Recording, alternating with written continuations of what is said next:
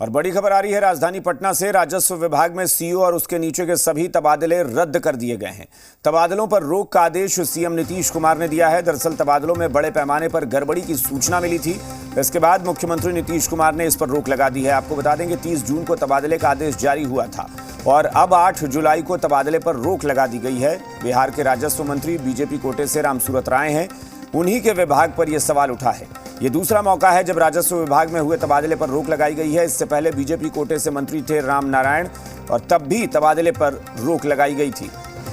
इस वक्त जी बिहार के पॉलिटिकल एडिटर शैलेंद्र हमारे साथ जुड़ गए हैं। शैलेंद्र, बताएं कि क्या मामला है ये? अचानक से ऐसा क्या हो गया कि तबादलों को लेकर इतना बड़ा सवाल खड़ा हो गया कि इसमें कोई धांधली या गड़बड़ी हुई है? देखिए, साफ तौर पर अभिषेक की धांधली की बात सामने आ रही है और जिस तरह से ये पूरा वो हुआ, एक बड़ा सेटबैक कहा जाए किसी विभाग के लिए, क्योंकि 30 जून होता है, वो लास्ट तारीख होती है जब तबादले किए जाते हैं और ये कहा जाता है कि जितने भी तबादले हैं उस दिन तक हो जाते हैं, लेकिन वो तबादले तो हुए 30 जून को, लेकिन अब उन तबादलों पर रोक लग गई है। साफ तौर पे है कि ये कहा जा रहा है कि मुख्यमंत्री नीतीश कुमार तक ये बातें पहुंची थी और उसके बाद अनुशंसा हुई है और ये आदेश आज जारी हुआ है, नोटिफिकेशन जारी हो गया है।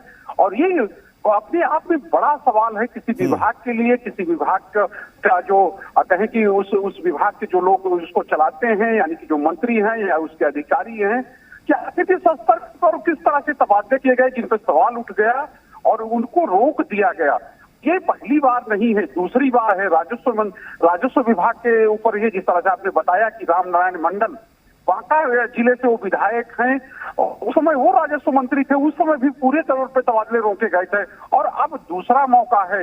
ये भी भाजपा कोटे के मंत्री रामसूरत राय, इनके समय पर भी ये सवाल उठा है और ये कहे कि जब तबादले हो रहे थे उस समय भी तमाम तरह की बातें हो रही थी। जब तबादले का जो आदेश जारी हुआ था वो रामसूरत राय की तरफ से आदेश जारी हुआ था शैलेंद्र?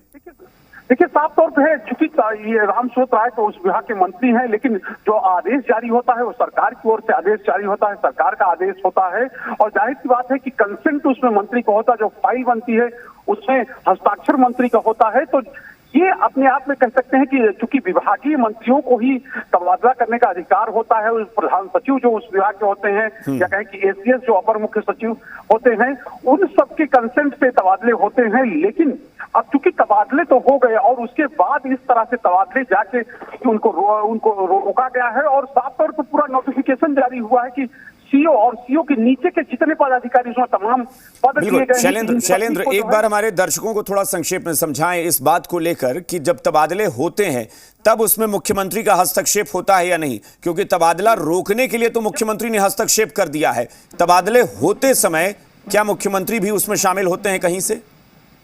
देखिए, तबादले जब होते हैं तो उसमें मुख्यमंत्री शामिल नहीं होते हैं। आप तो जी, ये अधिकार होता है कि वो तबादले लिखे और 30 जून की डेडलाइन तय की गई है सरकार में कि जो भी तबादले होने हैं 30 जून तक हो जाए और उस समय तक जितनी भी पैरवियां होती हैं, तमाम कहें कि जो प्रतिनिधि हैं, जनप्रतिनिधि, चाहे सांसद हों, विधायक हों, विधान परिषद के सदस्य हों या राज्यसभा के सदस्य हों, वो अपने अपने क्षेत्र में अनुशंसाएं भेजते हैं, अनुशंसाएं करते हैं और ये माना जाता है कि उन अनुशंसाओं को जो विभागीय मंत्री होते हैं वो देखते हैं और जो जायज होती है उनको सुनते हैं, उनको करते हैं और ये एक सिलसिला चला है, एक पैटर्न चलता है और उस समय मुख्यमंत्री का कोई हस्तक्षेप नहीं होता है।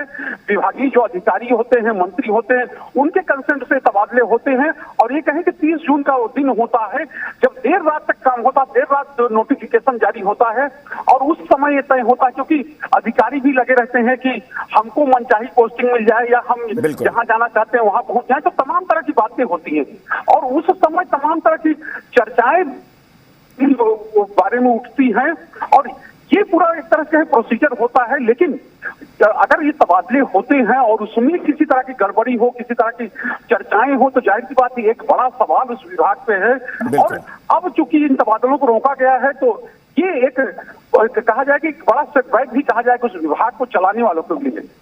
बिल्कुल, बहुत बहुत शुक्रिया शैलेंद्र इस पूरी जानकारी के लिए। तो एक बड़ा मामला, बीजेपी कोटे से मंत्री हैं रामसूरत राय, राजस्व विभाग के मंत्री हैं और उनके विभाग में ट्रांसफर पर, तबादलों पर रोक लगा दी गई है। इसमें बड़े पैमाने पर गड़बड़ी की, धांधली की शिकायत मिली है जिसके बाद यह फैसला हुआ है कि तबादला फिलहाल रोक दिया जाए।